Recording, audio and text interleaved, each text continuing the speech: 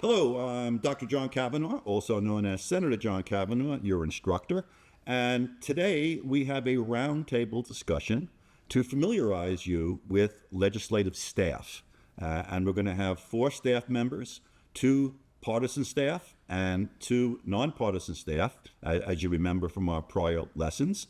And they're going to basically talk about themselves and their jobs, and maybe some other ancillary questions I'll throw out. So the 4 of them are, going from my left to right, Josh Credit. He is the chief of staff for the majority party, the Republican Party in this particular case. Then to his left is Jenna Lyon. She is nonpartisan. She is the deputy sergeant at arms, who is also in charge of the interns and the pages, which might be positions that you might be interested in, because we have university and college students who take those roles. Moving around the table, we have Liam Maher. He is a research staff director. He is nonpartisan staff. And again, he kind of heads up all of the different nonpartisan researchers that are assigned mostly to committees and specific subject areas that help us write the bills and answer questions for us on not only bills, but a legislator anytime during the year can ask research staff to look into different things they might be interested in. And finally, we have Paulino Valero, who is the chief of staff for the Democrat Party, the minority party. He is Josh's counterpart, and while they have very similar roles, the roles also obviously diverge. Although things being what they may, they could play musical chairs and shift around, next year. So the names change, but the positions are the same. So I'm going to begin with Josh, and let me ask you the first question. Would you tell us a little bit about yourself, both personally and politically? Yeah, my name's Josh Credit. I'm a born and raised Arizonan. I have 5 kids with my wife who live in Goodyear, Arizona. I went to Arizona State University for undergrad and law school. I've been a Republican my whole life, and didn't necessarily plan to be in politics, but I ended up here. And you are the majority party chief of staff. Would you tell us what you do? So as chief of staff, I serve the Senate president and the Republican caucus and try to help make a reality the vision of the president, whether it be with bills, with budget, with decorum. I also hire the majority staffers who serve the majority caucus. Technically, we all serve at the pleasure of the president, but everyone, I guess, works for me. But we all serve at the pleasure of the president, and I really try to just make a reality the vision of leadership, the president pro tem, the majority leader, the majority whip, you as the Senate Appropriations Chair, and really tackling the major issues for the caucus. So would it be fair to say that you coordinate things, but with a political spin? Yeah, that's right. I mean, I'm a Republican, so I view things through Republican lens. I obviously look at what the media thinks. I look at what, the general electorate thinks, what Republican maybe primary voters think, trying to minimize any issues that our members would have, while also, I think, just trying to enact good public policy that I think Republicans stand for. Would you consider yourself a cat herder? Yeah, I would consider myself a cat herder. It helps having 5 kids. I'm a middle child, so I'm a peacemaker, and I try to just minimize and put out all the fires every day. And yes, herd the cats. Okay, well, yeah. I'm glad you mentioned, peacemaker. I thought you were going to say you're used to dealing with immature people. That would be appropriate, I wouldn't say that. Well, you wouldn't be, but you're a staff member who serves at the pleasure of the brother president. Now, you kind of give me a threefer here, because you have not only been a chief of staff, but when I first met you, I believe you were an attorney for an outside group, the Center for Arizona Policy, which is also a political group that deals with social conservative issues. And then the next time you morphed into my view, you were sitting in the majority counsel's office in the House. So why don't you tell us a little bit about when you were majority counsel? What were you doing there? So yeah, after I worked for CAP, I was the general counsel for the House, and so I was basically the lawyer for the House of Representatives because we were the majority. I was also the lawyer for the Speaker of the House. I was the lawyer for all of the House Republican members. So you have, all the attorney-client privilege that goes with that. You're trying to help members draft the most legal constitutional bills as much as you can make them constitutional, and also dealing with all the litigation and all of the, personnel issues, the HR issues that come with that. Right. And then suddenly you disappeared one day like an alien abduction. And I made a call to the Attorney General's office and you were there. Yes, in 2019, the Attorney General Brnovich stole me away to be the assistant chief deputy over there, which was a lot of fun. And so I got to get a new view of the world from the Attorney General's office, an executive agency, really looking at, obviously, if a bill gets passed, signed into law, and gets challenged by an outside group, we would be defending the constitutionality.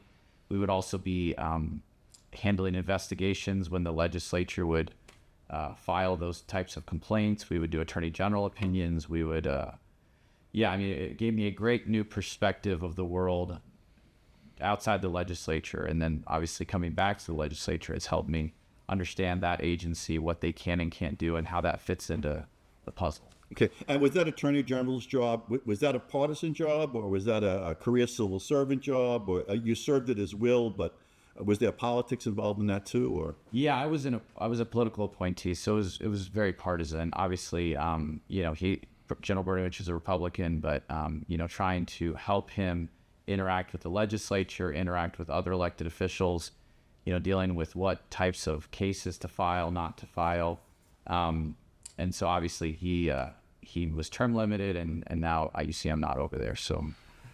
And that raises an interesting question, because I was going to say, did you wind up in your current job by happenstance, but you basically are a nomadic political animal, so to speak. So I'm curious, from my perspective, I as I mentioned earlier before the camera went on, I have had my snout in the public trough, but in nonpartisan positions, police officer, college professor, always with a defined benefit pension system, because I was always very much into stability and knowing. But many of you, you're very talented, obviously, so you can do this. But you go from job to job. So do you stay up at night worrying where your next job is, or do you pretty much have a good lay of the land and you know how to maneuver? How does that work? Well, I feel like I have a good lay of the land these days, but I didn't plan to do this. I actually graduated in 2007, a semester early in December, and I actually didn't have anything to do before law school, so I applied and I became a Senate intern in 2008. So I was a majority staff intern, and that's how I got my feet wet with all of this process. And then I went to law school, wanted to be a prosecutor, and then when 2011, they didn't have, no governments had any money to hire lawyers, so then that's why I just fell into where I was. So it's, but yeah, I don't necessarily lay awake at night worrying about where I'm going to end up. I feel like as long as you do a good job and you have a good reputation, you'll land on your feet. Good advice. So let's see. So in 2008, you were an intern. Were you in the basement? Because I was here in 2008 in the house, but I don't remember seeing you as I have throughout the rest of my career. I was a majority staff intern. So okay. I was actually on the second floor. Okay. Serving under President Tim B. and okay. Victor Riches, Wendy Baldo, Michael Hall, those staffers who are still around these days in different capacities I worked. That's right. Classic names. All right. So you already touched on this a little bit, but what actually prepared you for your current chief of staff job? I think it's, like I said, being an intern, learning the legislative process, being a lawyer, that gives me a good eye on the law and what, you can and can't do. Being the general counsel, I understand that role. Being the, working at the Attorney General's office. I think all of that. And then obviously, like I said, having 5 kids. So dealing with all the personalities, I'm not going to say egos, but personalities that are involved down here, and trying to help find consensus. Because that's another thing that you really want to do is, when you're in the majority, you're only as powerful if you're 16, in our case, 16 votes stick together on something. The moment they split off, you really lose a lot of that control and power. So trying to find a unifying message. And I think just my background and experience, at that nonprofit you mentioned, I dealt with a lot of controversial issues. So these days, controversial issues don't seem to faze me that much. That's good. So well, you already kind of touched on this, but so what career advice would you give to somebody who says, I want to be a chief of staff? Is law school necessary, or is it a big plus, or, you know? Law school is not necessary, but I mean, I do think it is a plus. I think being a page or an intern, I think is just incredibly worthwhile and beneficial. You really can get a taste of the process, see if you like it or not. And then, really your reputation, I can't say enough about that. I mean, people have watched, even if, you didn't know me personally, people knew who I was back then, dealing with very controversial issues. And then, being the general counsel and, you never know who may be your boss one day.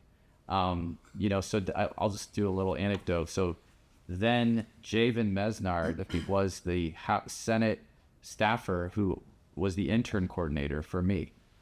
And that was in 2008. Well, then when he became speaker at the end of 2016, that's who hired me. So you just never know who will be your boss. And so you should always be nice to everyone. That's true. And there's an old saying, not mine, but be kind to the people you meet on the way up, because you will meet them on the way down. So it's sage advice. All right, let's move on now to Jenna Lyon. Now we're going to nonpartisan staff. So Jenna is not a political animal. She is a kind of career civil servant, nonpartisan. And she is the Deputy Sergeant at Arms and also in charge of the internship and page programs. So why don't you tell us a little bit about yourself personally and, I guess professionally, not politically. So I'm also born and raised in Arizona. Just kind of fell in love with politics at a young age and got into college. And one of my first experiences was working as a page when I was 18. So I came down to the Senate and I just kind of fell in love with the place. Another few things about me from Gilbert, have baby twins right now, about 9 months old. And just, I love this job. It works really well with, work-life balance, but also just a lot of fun. So you were a page when you were 18. So in a matter of just 4 short years, you've risen to the, just kidding. So let's, besides being in charge of the interns and the pages, you're also the Deputy Sergeant at Arms. What does that entail? Now, Deputy Sergeant at Arms is a really fun position. Take on the responsibilities of the Sergeant at Arms if he's ever absent. So parliamentary procedure, security on the floor, building security. We also are in charge of building maintenance. Facilities projects. We recently did some construction projects. We got to kind of try out some of that kind of management experience that just kind of taking care of the building, making sure staff are taken care of, buildings taken care of, and our legislators are able to do their job. So as far as the pages go, that's kind of their goal as well, is just to help staff, help members of the public and legislators. So we get to bring in these young professionals who want to get their first experience of the legislative process, and it's just a lot of fun to see them, grow in these sorts of roles and the internship program too. So you were born and raised in Arizona. What school did you go to? Went to Gilbert High School. Okay. It was in the ASU. Go to ASU. All right, seems to be a trend here. Okay. As my class knows, pages are students who get credit to come here, and they basically run errands. They're kind of gophers in uniform, right. Where they get things set up your computer, move notes around, but for the purpose of being able to sit and observe like flies on the wall, and actually see the legislative process, often called sausage making, from a very inside perspective. And I never spoke about what they hear, but I was a cop for 20 years. I have a PhD in criminal justice, and some of the early criminal justice research into the use of force, and we're going back to the 60s and 70s now, professors would send graduate students out to ride with police officers on patrol and basically record their interactions. And one of the interesting things that they discovered was that after a few weeks, the police officers literally forget that the students are there. And some of the officers were engaging in criminal brutality, cursing and hitting people, not even realizing that there were witnesses there. And even more bizarrely, they had to pull some of the graduate students because after a longer period of time, they actually began to adopt the views and opinions of the police. So it kind of shows you that when people are around kind of hanging on the sidelines, everybody else doesn't know they're there. So they really get an unbelievable inside experience. But they also create connections for future jobs. So why don't you tell us a little bit about the position of page for anybody who is listening who might want to, what do they do? How long is it? How do you get the job, interview, whatever? Absolutely. So yes, being a page is an incredible experience. It's really an all access pass to the legislature. We always say it, the closest you can get to the legislature without being elected. I mean, they are in every meeting, they're seeing it from their point of view. They get to be on the floor, which is a really unique experience. Only a couple of staff members are able to be on the floor and witnessing it from that point of view. But also just getting a really well-rounded view of the legislative process, get to know the members on both parties, and in a nonpartisan way. So sometimes it's hard for pages to be nonpartisan at first, but by the end of session, they actually really like being nonpartisan because they want both sides to be able to trust them and they want to be able to serve in that way. But as far as the job goes, it does involve staffing committees, our floor sections, a lot of errand running, mail delivery, setting up Zoom presentations and things like that. We also have some guest speakers that come in. Legislators will come talk to our pages. We'll do a few little tours. So just really try to get as much experience, firsthand experience as possible. Yeah. Well, actually, the pages actually installed the TV set when I changed offices. And I actually saw them also putting light bulbs in the hallway.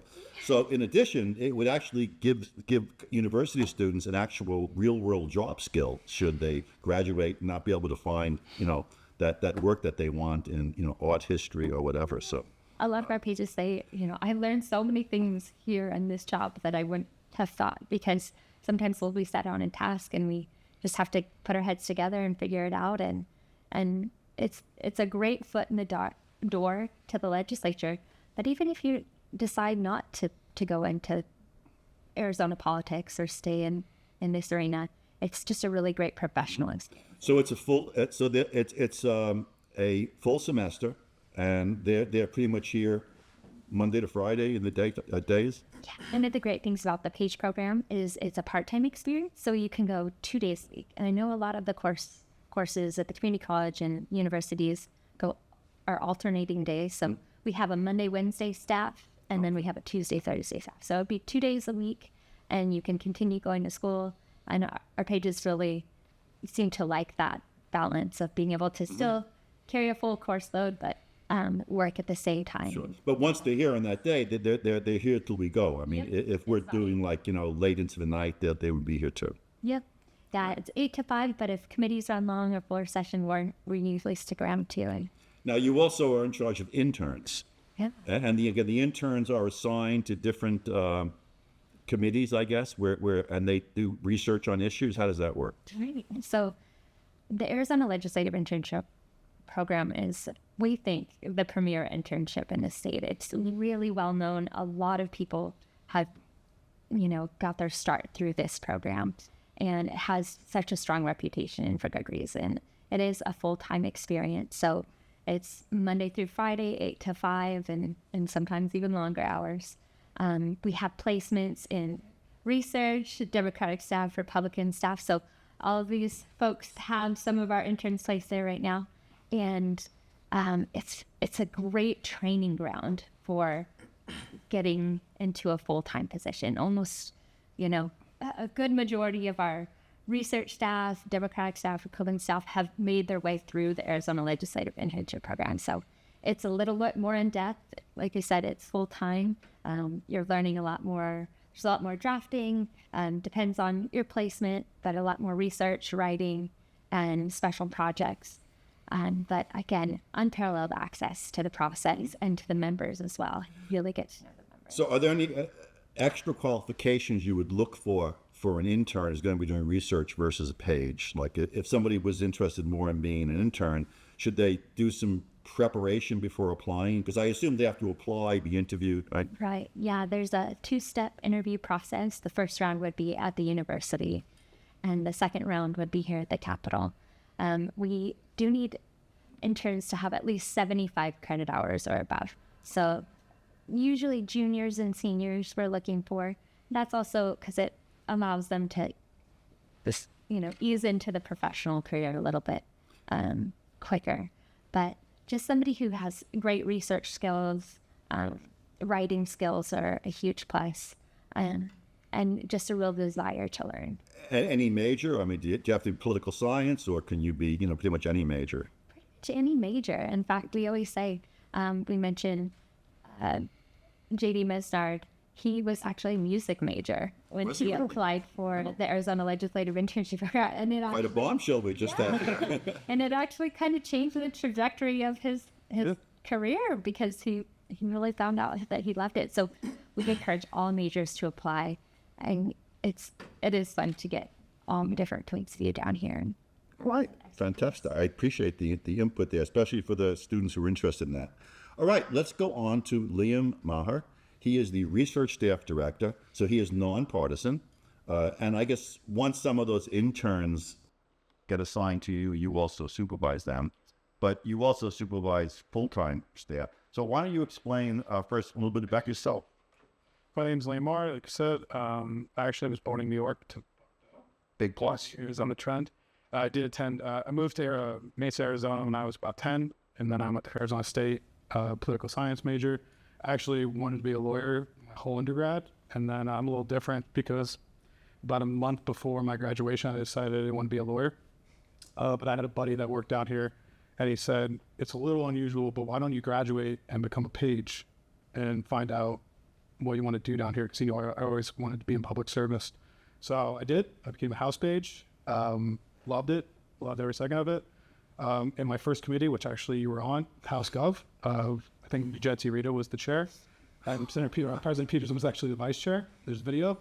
I fell in love with the research position because there was an analyst. She stood up. She presented the bill. You asked questions. She answered them, and you could tell there was a respect and a admiration for them that you trusted what she said. And ever since then, I said that's what I want to do with the rest of my life. And it took me a few years. Was a page, an admin assistant, and then finally joined House Research.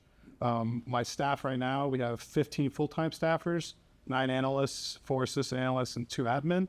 And then, I have 8 interns downstairs as well. Right. And let's see. So, you're like the kind of the supervisor of all these people too. Yes. Excellent. So, so the other job you had was, you actually came right here. You went from college to page so you weren't a gypsy like some other people I won't mention. I'm a homegrown talent. Excellent. What do you think prepared you in particular for the research job? Honestly, just being part of the process through the page program and then becoming an admin. Like, the best thing that ever happened to me, I've said this to my former research director, when I was at Page, I wanted to be in research. I knew I wanted to be in research, but to know about things. So she said, you have to wait a year. Mm-hmm. And then I literally fell into becoming an admin assistant, was asked on like December 30th because they had a shortage, and became an admin assistant. That made me learn the process through a different lens and getting members prepared for floor session and committee session. And then the following year, there was an opening for research. I got the job because she said I recited the legislative process better than anybody. And it's because I had multiple years learning from different angles of how to do the job. And what was your major in college? Political science. Okay, that's fitting. So let's forget your supervisory role in research. Let's say that, like, when you were actually a research person. Mm-hmm. So how would your day work? Who would assign you? What would you do? So originally it was an assistant analyst, which assistant analysts help out, obviously, the committee analysts. They have multiple committees. So my assistant analyst here, I had Ways and Means, Education, and Government. So I was quite busy all the time. I think the record is I testified on like 40 bills in a week and presented them. You're just basically writing fact sheets or bill summaries, drafting amendments for members, and then tracking it through the process. And then you graduate to becoming an analyst, and you get a subject matter. You get one subject. So right now I'm the appropriations analyst. So I work for you, Chairman. Thus why you're here. That's what I hear. We prepare bills, we agenda set, we go over the bills you want to hear, and then the bills that get put on a agenda, we summarize, and then I present them in the committee. And then the big kahuna is the budget, obviously. So each committee has an analyst who specializes in that, so that the assistant analysts who have multiple committees, they aren't too freaked out because they know nothing about economics and they're on Ways and Means. Exactly. I didn't know anything about taxes when I was on Ways and Means, and I didn't know anything about education when I was on education. But you're trying to get a flavor of just the legislative process and how to be a research analyst. You're supposed to basically watch the analysts and see how they prepare for the job. Every analyst, what I love about the research department is every analyst does the job differently, but it all comes out to be the same product. Mm-hmm. So I tell my assistant analyst, you should be watching your analysts, and then when you become an analyst, you take what you like from them, what they did, and you don't like what you did, and then make it your own. Do you get many of your analysts jumping ship and winding up in different agencies or leaving, or where do they go? I mean, is there a life after analyst? Oh, yeah, absolutely. We have, I call it the poaching ground. We're very much during the fall season. I'll lose a few people every year just because they're getting poached to either partisan staff because they want to make the jump, or they'll get poached to agencies or lobbying firms and stuff like that. It's a good launching pad. People usually go to research, so then they build up their credential and skill, and then they leave. I'm a lifer. Well, that's good. Hey, I get those pensions. That's my philosophy. 21 years. So I guess you've already kind of touched on this, but maybe to recap. So what advice would you give to somebody who would want to go down your career path? Honestly, you just have to join either the PAGE program or the intern program because it's your gateway. And you can learn the legislative process, and you can learn if you actually want to be here. When I became a PAGE, I instantly fell in love with the place and the institution. I knew I wanted to be here for a while. So you need to make sure you actually want to be here because it's such a unique place to work. But once you do, then you can learn the legislative process and learn the skills to gradually OPEP. So as an aside question, you've worked in both the House and the Senate. Yes, sir. Which do you like better? The Senate, sir. Because it's like a library and not a zoo, or I just like the Senate, and I just love the Senate. It's done amazing things for me personally and professionally, and I just owe gratitude to it. Yeah. Just for the students, I've spent like half my time in both, and I've been here like 18 years, and the House is a lot more fun. It's disorderly, it's riotous, there's controversy. Whereas most senators, I think, have been in the House already, so they've already gotten a lot of the fire out of themselves. They suddenly realize that on almost every bill, everybody's mind is made up before they even come to the floor. So arguing, debating is really, just useless. And, so just get up there, give your best 1-minute soundbite for the record, and then get back down and do those emails, because we get a lot of emails as legislators. All right, let me now move on to Paulino Valerio, and he is the Chief of Staff for the Democrat Party. Again, currently the minority party, keep our fingers crossed. But so tell us a little bit about yourself. Yes, Paulino Valerio, Chief of Staff for the Senate Democrats. Like most of the people here, born and raised in Phoenix. I like to run. I joined politics as happenstance like most people. I live in Goodyear. I have pets, which is like cat herding because they're cats, and the job also requires a fair amount of that. And child of immigrants, and grew up in the area with just that unique perspective of binational experiences, and growing up in Phoenix and seeing it transform has been a really cool thing to experience, and I really enjoyed the job. So I guess the thing would be, why don't you explain what you do? I mean, I assume in many ways it's similar to Josh, but in other ways it's different. So yes, it's very similar. I'm responsible, like Josh, with executing the vision of the leadership. The interesting piece is how similar the two roles are and how different they are, because we are 1 seat away from a split chamber and then 2 away from a majority.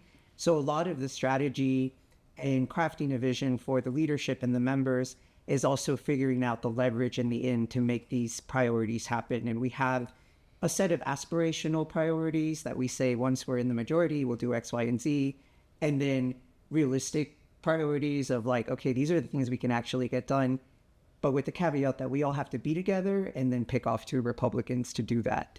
And that is tremendously uphill. That is one of the things that keep me up at night and keep us all employed, I guess. But and then the other one is just figuring out where those common spaces are. And a lot of what we pass out of the chamber is bipartisan, has a lot of support. It doesn't get a lot of attention. And that is the bulk of what we do, the day-to-day operation, the function of government, the stability that provides for health and human services and public education. And then the pieces that have the controversy, they're a small percentage, but they're significant ones. And that's what dominates most of my time. So in crafting those priorities, I also have to set a lot of expectation for members. I get ignited and excited members, but they get voted into the minority party, which we've been in for a very long time. So there is a series of expectation setting with members as well about like, hey, these are the things you campaigned on, and now these are the things you're going to govern. The part that I appreciate in the role is helping mold the lawmaker, both professionally and personally, to kind of change those hats so that they can understand government, they can understand the perspective of agencies, and be thoughtful policymakers in that. Now, I guess the majority party, I guess members kind of have the advantage of, their first term, they're vice chairs, and then they pretty much move on to chairmanships, and they get a lot of their bills passed and everything. But the minority party, which has been the minority here for, 16 years, whatever, or more than that, I'm sorry, I was thinking of Democrat governor, but I don't even know when there's been a Democrat. So is there frustration? Is there burnout? Do you have to kind of help some members get through that? There's a lot of that. There's a lot of management of expectations with members, especially when they're newly elected. On the big issues, yes, there's a lot of disappointment. There's a lot of emotion. There's a lot of passion, right? These individuals get elected every other year and they get a new set. It's unique for the Senate because there's more stability and crossover, but I was employed by the Senate at a time when it had a very large freshman class, which is unique for the Senate. The other piece that becomes, I guess, interesting or a tool that we can use is because we don't have the chamber and the dais and that gavel, we can also watch and observe some of the instances that happen with a newly elected chairman who has not served before and kind of backseat policy make. And that gives us some ammunition for the defense and the offense on policy positions, and taking the opportunity to learn from those processes. A lot of my members are newer in terms of being in policy making, but they come from a long line of Democrats as well who have been planning and thinking of ways to strategize if they were in the majority. So there's that anticipation for something like that. Mm-hmm. So it's unique because we get to watch and observe what the other party does, and we also get to take notes on, maybe we'll do this differently, or we'll make sure that the members are prepared for this vote or this policy issue that comes up. So from what you said, I got the opinion that your life's goal was not to be the minority party chief of staff. So what happenstance happened here there? Oh, yeah. I didn't, frankly, know the legislature existed growing up. I grew up in Phoenix, never really came to the Capitol until it was time to interview for the legislative internship, which I did in college. I went to U of A and I majored in molecular cellular biology. I was pre-med, and I did it because I was applying for medical school at the time, which was very expensive, and I was looking for something that gave me a different experience and that paid. That's the other piece. The legislative internship pays. So it was fantastic. So this was my first time coming to the Capitol. I had been in organizing before, but I never got to enter the building. And that was a really, really unique experience. From the internship, I did a couple of campaigns and then worked for the Department of Education as an agency, but in a nonpartisan role. And then from there, I moved to the House of Representatives in a partisan role. It's interesting you mentioned how just some weird thing suddenly changed your life. And not to focus on the moderator, but real quick, it's so important that students understand that some wild, unexpected thing will occur that will totally change the entire course of your life.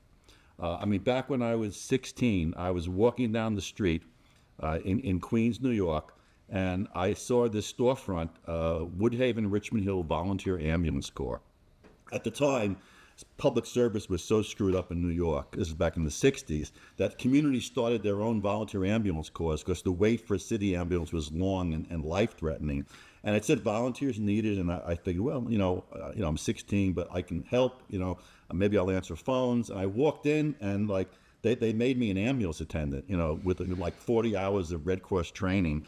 But the two things that totally changed my life from just walking in that door that one day on a whim was A, that's where I met my wife, who I've been married to for 48 years now, and B, because police responded to a lot of the ambulance calls, and they used to come in and have coffee, I got to know and like police, and I wound up being a cop for 20 years. So same thing is true of, college students, that you can walk in here and suddenly, goodbye, high class, filthy, rich surgeon career, and hello to minority leader, chief of staff. All right. So what would you, well, again, we've kind of gone over this, but would you want to add anything to what you would say to students who might be interested in following your lead? I would say to be open to any opportunity that's there. Meet and introduce yourself, ask for help. It's really interesting to have a path set and allow that to be something that motivates you, but just allow for the space to diverge a little bit from that path and take either the scenic route or the direct route, but be open to things changing because they do. That's just a product of life. And to ask for help and to connect with others and build relationships, because that's what's critical. Mm-hmm. This is an industry, but like all fields really, that's based off of relationships. So to be open to those things and be open for your experiences to change and your path to change. Mm-hmm. And you had actually triggered another piece of advice that I used to give it to my undergraduate students, but which is so unbelievably true. The two courses that prepared me most for being a legislator are research methodology and statistics. And both courses I dreaded taking when I was in school.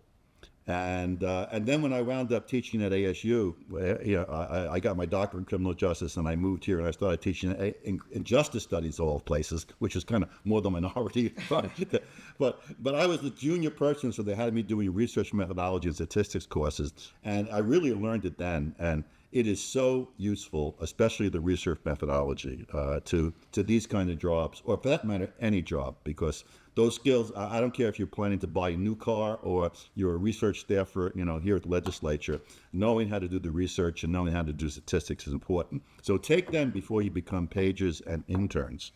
All right, let's get to the closing kind of partisan type questions. So let me first ask our non-partisan staff. So let's start with Jenna. So is it difficult to stay away from the partisanship and stay nonpartisan, and how do you cope with that? I think early on, sometimes it's a little difficult because a lot of times people who come down here are really interested in politics, and they usually have some strong opinions. And you're going to see, lawmaking in its purest form, a lot of controversial topics, and sometimes it's hard to just remove yourself from that conversation and just be a witness to it, but not a participant in the lawmaking process. So I think at first, with a lot of interns and pages, it can sometimes be difficult, but I always try to teach my interns and pages to master the art of nonpartisanship, sure, to be able to serve both parties equally, and when it's time or you're in a position to offer your opinion or your side, then you'll be ready to do so. But by being nonpartisan, you can learn both sides equally, and I think it actually strengthens your ability to serve in whatever partisan role if you move it that way. Now, some of your interns, though, go to the minority-majority staff. So do you basically, send the Republicans to the majority, and I guess there you would kind of wean them? We do kind of do that. In the interview process, they select their top picks for where they would like to be placed, and we do have a Democratic staff and a Republican staff box. Okay. So. Now, in your position as Deputy Sergeant-at-Arms, do members ever try to have you use that power or that role for a partisan way? And if they do, how do you politely tell them I can't do that? Sometimes we'll get some requests to do things that might fall a little bit on the partisan side, but we my boss and I have really built up our office, the expectations of our staff of what we can do and what we can't do. And we also have a really great relationship with the partisan staff offices. So when we get in a pinch or something, we can always talk to them, and they help us navigate it. Sometimes people will want us to lean partisan, but we're able to kind of readjust and Sure. stay there in the middle. And I would assume if you ever wound up doing that, you'd lose a lot of your credibility anyway. Exactly. Liam, how about you? The partisan, nonpartisan path, staying on the right side of a line. Absolutely, yeah. I mean, I was always raised in the house where you didn't talk politics. Like, it was rude to talk politics, even in the house. So I think I was like destined to be nonpartisan staff. It gets difficult, obviously. Everybody's human and they all have opinions. So, but whenever I hire a staffer or promote a staffer, I always tell them, when you step through the doors of the Senate, you sacrifice that opinion. That you're getting paid here to make nonpartisan analysis and research. So that's very important to me. And that's been important to me since I took over. And as I was just a research analyst back in early in my career, members like to make jabs and try to get me to break my nonpartisan role. But I just say, I have the boilerplate language of, well, I can't help you with that, but I can point you to either Josh's staff or Paulina's staff. So would the most common attempt to make nonpartisan research people partisan attempts to basically influence your reports? Absolutely. I think it happens actually probably 2 to 3 times a year. I'll get a member upset with how a fact sheet is written or bill summary is written. It happened actually a few weeks ago, and they'll say, no, it's not this, it's this. And then I'll review it, and then I look at it and I go, no, actually, the bill says this, and that's why the fact sheet is accurate. And I do have those conversations with members a lot, actually. And I stick to my guns, and I always say, we're nonpartisan. We don't write position papers. We write fact sheets based off that. See this good quote. All right. So let's get to our, our partisan type thing. We already discussed some of the differences partisan wise, but I guess the question is, on certain key issues, the roof gets blown off this building. It just recently did over, motions on the floor on a controversial issue. So does this create some sort of a difficult barrier that, lasts for a certain amount of time and dissolves, or you guys have to work together, so how does that affect your working relationship? Well, generally, I don't think it does affect our working relationship. I've been, had the benefit of working with counterparts in the House and then even now in the Senate that we work well together. Our members will duke it out on the floor and in the media and on social media, but we still have to work together. There's a number of things that Paulino and I are working together on right now that are, like he mentioned, there's so much of what we do down here is bipartisan. And, I always say let's agree to disagree. Let's not be disagreeable. Let's try to have decorum. And the other thing is, no matter what fight we're going through, that may seem like the whole world is, crumbling around us, but then next week we still got to work together. And so you really can't take it personally. Excellent mob mentality. So it's good. Likewise, I don't take any of it personally, preserve the relationships, and it's really consistent with what good mentors have taught me, good colleagues have taught me as well, is that collaborative relationship building. And it's good to have good conversations and get along when you're agreeing. I think what really tests your assets as a professional and as a person is when you're disagreeing and you have motions and you have fights and you have passionate members. And I've benefited very largely because of my colleagues who we're all professionals. We don't take it personally, and we have to continue the operations because we're in the job, right? We're not the elected official. We are responsible and tasked with the vision and directing and executing the vision of the members, but we're also responsible with the day-to-day operations. And a lot of it is administrative, and there are not really spaces for that for us to visit. And so I'm thankful to be staff and not a member. That sounds good. Salary-wise, I'm certainly would rather be staff, but That's right. special use staff, but rather. And I would agree with that last sentiment. Again, I've been here like 18 years, and if I and I've had, I'm sure at least half the members have done things that, to me personally, that were, politically offensive, not personally offensive, but, sticking you with, saying things, or, saying they're going to vote, not vote for a bill. And yeah, I mean, if you hold those grudges, I mean, if I held those grudges, like half the members I wouldn't be speaking to, and I couldn't be an effective legislator. Plus, I'd be miserable, uncomfortable when I walked into a room and they're there. Something that you don't want to subject yourself to. So, and I'm glad to see at the staff level that is the rule, because otherwise we wouldn't function, because without staff, we would just be, 30 cats, screaming at each other and clawing up there, without any heat, light, or coffee from Pages. So that's good. Well, I want to thank the four of you for bearing your lives and your souls here. I'm sure that the students will get a lot out of it, because there was a lot of really great kind of informal advice that was imparted to them, and formal advice. So students, watch this tape. I'll probably have a quiz on it. And if you want to succeed in life, wait a week and watch it again, because the rest of it will sink in then. So that's it for now. Thanks for watching.